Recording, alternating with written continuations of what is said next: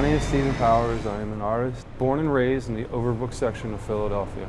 I am a sign painter, I'm a raconteur, former breakdancer, present artist. We are in downtown Brooklyn, center of the universe, and this is we are on Hoyt Street near Fulton, and this is behind us is the former A&S Strauss and present Macy's parking garage with two skyways that are no longer used. The lower one was a pedestrian walkway from the parking lot to Macy's proper. The other one, again, was more of a showroom. So they have like this enormous structure that it's very important as a parking garage, but you know, it had all this amazing concrete that wasn't being used and was offered generously to us by Macy's to paint. And we really went to town on it. Love Letter to Brooklyn follows up on projects that we did in Syracuse and Philadelphia, where we come into a community and we're talking and we're having conversations with the community, and then we're translating those conversations into visual communication. When I do go into communities and I'm painting walls, I do try to find whatever visual cues that are there, and I try to like keep them there and try to like introduce them into the work. So this, I wanted to point out, is this is the font that we used on the top of the building, you know. And we got rid of these little curves, but the rest of it, again, it was here, it was gold waiting to be mined. You know, we painted these 16-foot, 20-foot letters from this like font that on the inside of the building, they were no more than like 8 to 10 inches high. And in doing so, they became like really industrial looking. They became something that one commenter offered that it reminded him of the waterfront district and the history that Brooklyn had, and it looked really gritty and it looked really industrial. I'm always looking to do a project of this size and this nature in everything I do.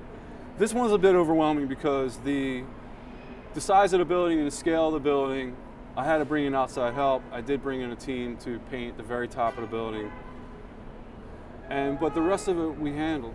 So we had a great collaboration on it. That was definitely looking at the downtown Brooklyn people that have been here for eons. I interviewed David Villarante. He was my community for this project. He's a one-man community in that he grew up here. He's got 1,000,001 great stories about Brooklyn.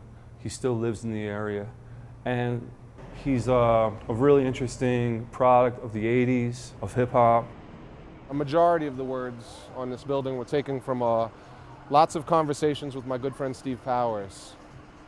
And they were beautifully painted onto this building that I've been familiar with since I was a little guy.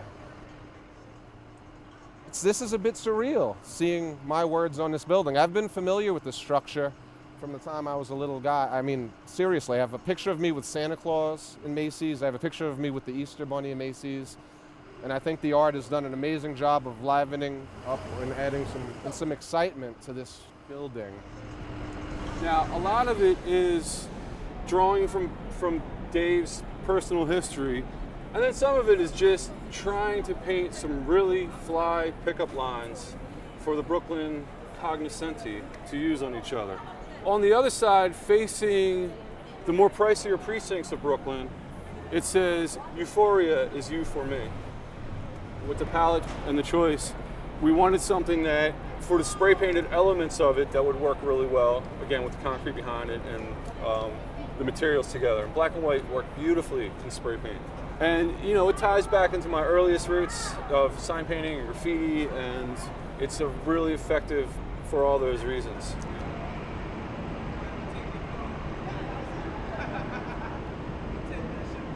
So I started writing ESPO in 1984. At the time, it didn't mean anything. I liked that. Whatever I brought to it, whatever meaning I put into it, that's what it would mean. I stopped writing graffiti in 1999, but people won't let me forget it. So out of respect to graffiti writers that are out there risking their freedom on a daily basis, I'm not really comfortable with calling myself a graffiti writer. I loathe the term graffiti artist. I think graffiti is its own thing. I think art's its own thing. The combination of the two has always been awkward. But I understand, you know, people are creating this myth about me and they like the name, they appreciate the history that I've been through. So I grudgingly accept the name ESPO. I work very hard at being Stephen Powers. If people want to call me ESPO, that's fine. Call me whatever you want. Don't call me late for dinner. You know, painting, it became much more of a responsibility when I had a kid. Having a kid has made me appreciate every day. And every day is a unique opportunity to learn, to teach, to learn and to teach, to yell and to laugh and to scream and to be quiet. And, you know, it really is just, you know, we're here to live and we're here to learn. When I moved out of graffiti and I moved into sign painting, it was a real lateral move because there was enamel and metal in graffiti and there was enamel and metal in signs. So they both strive for some sort of visual communication with letters. I'm interested in that, and I'm interested in kind of the blue collar aspects of sign painting and how it's just, you know, it's meant to communicate, has no pretensions to it. It strives for clarity. But I also like the fact that, you know, I could use the clarity and the communicative aspects of sign painting to talk about really complicated things like love and life and the negotiations we have with our family on a daily basis. Yeah, they want it. It's pretty awesome. I know. The public art projects that I started doing, like in Coney Island in 2003, were essentially what I was doing before as a graffiti writer. They were just now working inside of the community. When I was a graffiti writer, I was at the periphery of the community, broadcasting these signals to the center of the community, to like the straight, normal working population that was on their way back and forth to work every day. And then when I went to Coney Island, I saw the strength of like starting in the center, working with the center, with the businesses, with the locals, with the legitimate people, and broadcasting out to periphery where all my former associates were in the shadowland of graffiti. I went to Coney Island on my own, and I saw the signs down there that had provided so much inspiration in my own work, and they were being lost and they were being replaced with cheap vinyl. It just was a real simple idea of saying, you know, I'll offer my services as a sign painter. I'm not even that good of a sign painter, but I'll learn on the job. Creative time came in. They brought in 40 more artists. We painted about 60 signs. Writers went down to Coney Island. They saw the work that I was doing. They saw that it was exactly what they had done before, exactly what I had done before. And there was a relevancy and there was a continuity in the work that I had done. I really just went across the street and started doing the same kind of work again. And here we are in Brooklyn in 2011, same as it ever was. ICY was like my little neighborhood graffiti crew in Philadelphia in the 80s. And when we went back to Philadelphia, it was very appropriate to just put it in an adult context. We set up a sign shop here. We have people learning, we have people teaching each other, we have professionals like sharing what they know in the way of knowledge with each other. And it's really interesting that way, in a way that graffiti never attained that kind of guilt. Just in time too, because you know, sign painting as a craft was almost dead. And I think now in the last 5 or 10 years, there's been a resurgence of it, mostly from guys that used to spray paint walls. And also there's a whole bunch of new teenagers and young adults that never painted graffiti that see trade and they see history and they see legacy there and they're tapping into it. A lot of what we're doing for downtown Brooklyn is we're painting signs for businesses.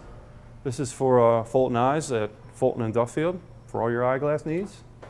And right next to it, doesn't look even that much different, is it's kind of funny because it's an early manifestation of something that's on the building and it's a theme that's present in the work in Brooklyn. These tower blocks I think are actually from Coney Island. You'll see on the skyline like, you know, tower block, the tower block, the tower block. And one time I was passing by and I saw one window was lit in this otherwise dark tower block. And for some reason I found something really romantic in that. So on the building, there's a 31-foot version of this that says, "I'm up waiting for you." In the signs that I have here, there's a strong red, black, yellow palette. I just found out by a very smart woman in the Manhattan art world, yellow doesn't sell. So there's a reason there's all yellow paintings in this part, because they're all the paintings that have come from like the last 10 years of my life, and they all happen to be yellow. But really my work is moving in towards more of black backgrounds, pictorial, figurative elements mixed in with different colorful words. My palette's actually far expanded from what's here. These are my orphan children that I love, that I can't find homes for. This is more of what the work is transitioning into now. We met at Maybe, we stayed always, very romantic. And this is more of what my work really is. A lot of it's like very clear to me, and it makes complete sense to me, but I think if somebody looked at it on first glance, it'd be a little obscure to them. I'm a visual cacophony kind of guy. Like, the more visual chaos I can get in my shopping district, the happier I'm going to be. For me, it's just it's a useful way of addressing the verbal and visual sides of my work perfectly and completely.